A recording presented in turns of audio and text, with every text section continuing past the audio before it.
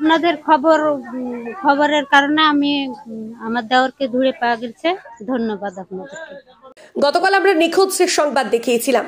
ছয়গড়ি পীরতলা পূর্ব ছয়গড়ি মাঠপাড়া মৃত্যু খোদাবক্সের ছোট্ট ছেলে শরীফুল শেখকে।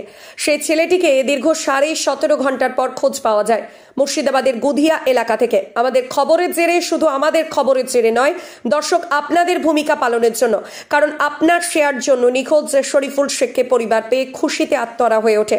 নিখোঁজ শরীফুল শেখকে পেয়ে খোঁজ পাওয়ার পর এলাকাবাসীর মুখে হাসি এবং পরিবারের মুখেও হাসি। হাসিতে আত্মহারা হয়ে ওঠে গ্রামবাসী। দেখুন সেই ছবি।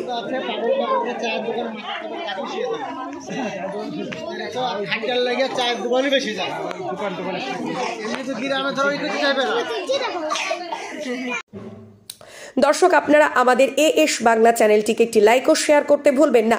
যত শীঘ্রই আসছি পরবর্তী খবর নিয়ে, ততক্ষণ চোখ রাখুন এএস বাংলা পর্দায়। তুমি কোথায় গেছিলা? পথে চিনতে পারছো না? পথ চিনতে পারছি। চলে এসো রোড ধরে? হ্যাঁ। কোন দিকে? চা ঘর না? চা ঘরে? হ্যাঁ। আচ্ছা আচ্ছা। তো ওখানে ঘুম পাচ্ছিলা? হ্যাঁ। রাত্রে ঠান্ডা লাগে, শীত লাগে না? হ্যাঁ না, চারটে যা মা কাছে ছিল। আচ্ছা, জিলাপি কই নিয়ে আসলা না? ফেলে দিল। ফেলে দিলা? খেয়েছি, আটক করেছি, খেয়েছি। আপনাদের খবরের কারণে আমি আমার দেওরকে ধরে পাওয়া গেছে।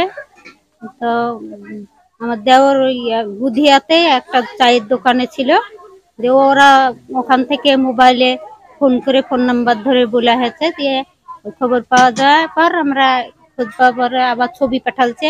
ছবি দেখে ছবিতে মিলে গেছে, যে আমাদের লোক যায় নিয়ে এসেছে। দিয়ে ও সঙ্গে জিলাপি নিয়েছিল, জিলাপি নিয়েই বাড়িতে এসেছে। আমার দেওয়ারের তো বাবা মা কেউ নাই, আমাদের কাছেই থাকে, আমরা ভালোবাসি, তাই আমাদের বাড়িতে নিয়েই এসেছে সঙ্গে করে। তা আপনাদের খবরের জোরই পাওয়া গেছে।